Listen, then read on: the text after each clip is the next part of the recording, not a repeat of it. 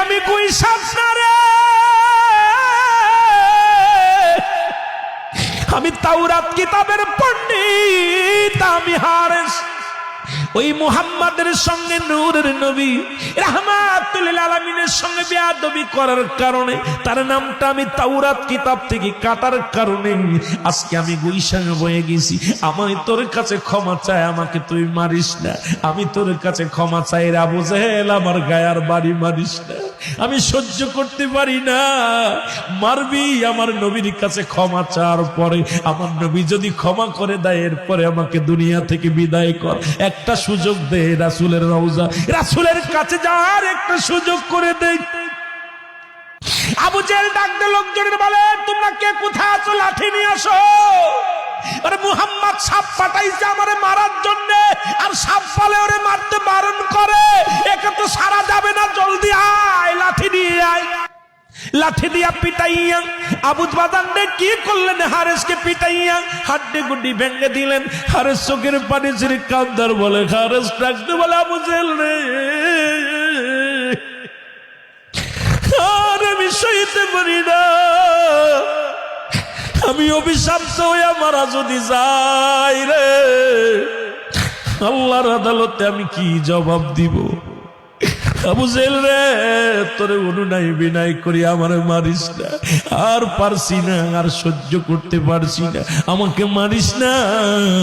একটা বার সুযোগ দে, রহমতের নবীর কাছে ক্ষমা চার একটা সুযোগ আমারে করে দে।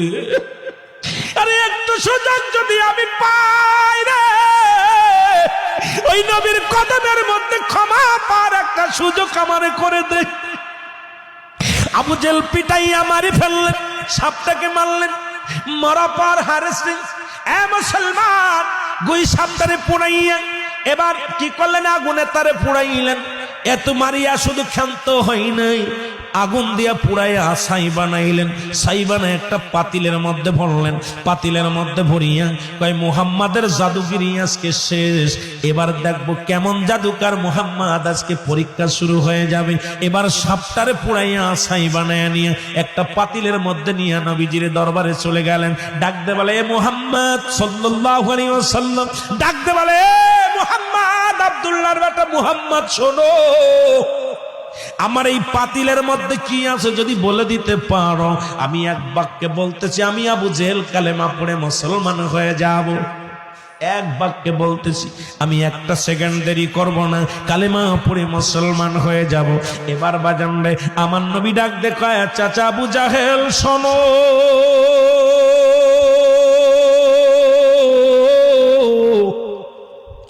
ওই পাতিলের মধ্যে কি আছে যদি পাতিল থেকে আওয়াজ বাইর হয়, তুমি কি কালেমা পড়বা?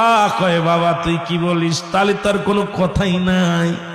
এবার যখন আমার নবীজি আঙ্গুল মুবারক, শাহাদত আঙ্গুল মুবারক পাতিলের দিকে ধরে বলে, পাতিলের মধ্যে কি আছো? আল্লাহ তার জবান খোলায়া দাও। সঙ্গে সঙ্গে জবান খুলে গেছে। বলে, লা ইলাহা ইল্লাল্লাহু মুসা কালিমুল্লাহ। কারণ আমি হলাম মুসা নবীর উম্মত, আমি হারেস মুসা নবীর উম্মত। সঙ্গে সঙ্গে ডাকতে বলে, হুজুর, আমি গুইসাপ হয়ে গেছি আপনার নামের সঙ্গে বেয়াদবি করার কারণে। আমি মাপ চাওয়ার জন্য মুসা আলাইহিস সালামের কাছে দরখাস্ত করেছিলাম। মুসা নবী আমার দরখাস্ত কবুল করেছিল আল্লাহর দরবারে। বলে, এ মুসলমান শুনে নাও, এরপরে আমি ক্ষমা চাওয়ার জন্য মক্কা থেকে মদিনা, আর মদিনা থেকে মক্কায় আমি 6 মাস লাগছে বুকে হেঁটে আসছি আপনার কদমের মধ্যে একটু ক্ষমা চাওয়ার জন্য। আমি আবু জেহেলের বাড়ির সামনে এসে ক্লান্ত হয়ে যাই, ওখানে একটু বিশ্রামে ছিলাম। উনি আমাকে মারিয়া আমাকে কত অনুনয় বিনয় করেছে, আমার কোনো কথাই শোনে নাই। আবু জেহেল আমাকে পিটাইয়া হাড্ডি গুড্ডি ভাঙ্গিয়া এরপরে আগুনে পুড়াইয়া ছাই বানাইছে। ছাই বানাই পাতিলের মধ্যে রাখছে। আমি হলাম গুইসাপ। জোরে জোরে চিল্লা বলা যাবে না আল্লাহু আকবার। এর আবু জেহেল সঙ্গে সঙ্গে পাতিলটা ফেলে দিছে রে। কাম সারছে, পাতিল ফেলে দিয়ে পাতিল ভেঙে গেছে। গুইসাপ ভিতর থেকে বাইর হইয়া ফুসফুস শুরু করছে। আবু জেহেল কয়, বাতিজা মুহাম্মদ, তোর কালেমা পড়তেছে, খালি সাপটারে ঠেকা বাবা, একটু ধৈর্য ধর, আমি তোর কালেমা পড়বো, কথা দিছি।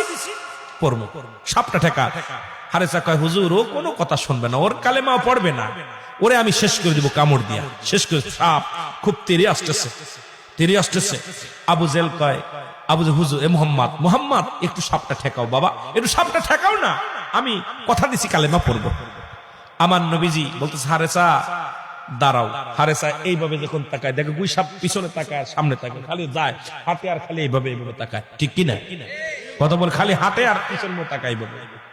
রাসূল ডাক দিছে সঙ্গে সঙ্গে পিছনে দেখা, আর আবু জেল ছিঁড়ে ছুটে দৌড়। আবু জেলটা দাবর শুরু করছে। হারেসা কয় হুজুর আমি বলছি না, কালে বাবার দৌড় শুরু করছে, কথা বলছে না, দৌড় শুরু করছে। আমার বাবারা বন্ধুরা, দৌড় আজও দৌড় কালো দৌড়, আবু জেল দৌড়ায় ফেলাইছে। এবার আমার নবী ডাক দিয়ে বলে হারেসা রে, আমি তোকে কি করব, দোয়া করি আল্লাহর কাছে তোকে আল্লাহ ক্ষমা করে দিক। তখন ক্ষমা চায় হারেসা চলে যাচ্ছে। আমার নবীজি ওর আফসোস যখন হাঁটতেছে এইভাবে রাসূলের দিক তাকায় তাকায় হাঁটতেছে, চলে যাচ্ছে। যখন ময়লার ভিতরে চলে যাচ্ছে, দেখেন গুই সাপ কিন্তু ময়লার ভিতরে থাকে, খালি পায়খানা মলের ভিতরে পচা পানি।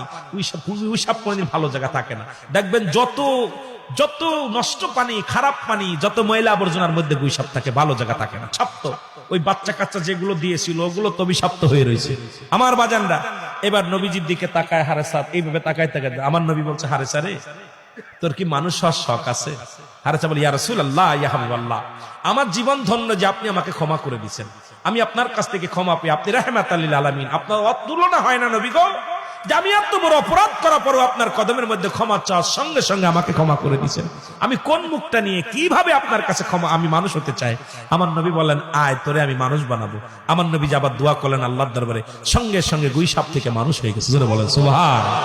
যতদিন পর্যন্ত দুনিয়ার মধ্যে জিন্দা ছিল, রাসূলের গোলামি করে আমার রাসূলের দরবারে থেকে জীবন যাপন করছে। জোরে বলেন মারহাবা, আরো জোরে বলেন, আরো জোরে বলেন।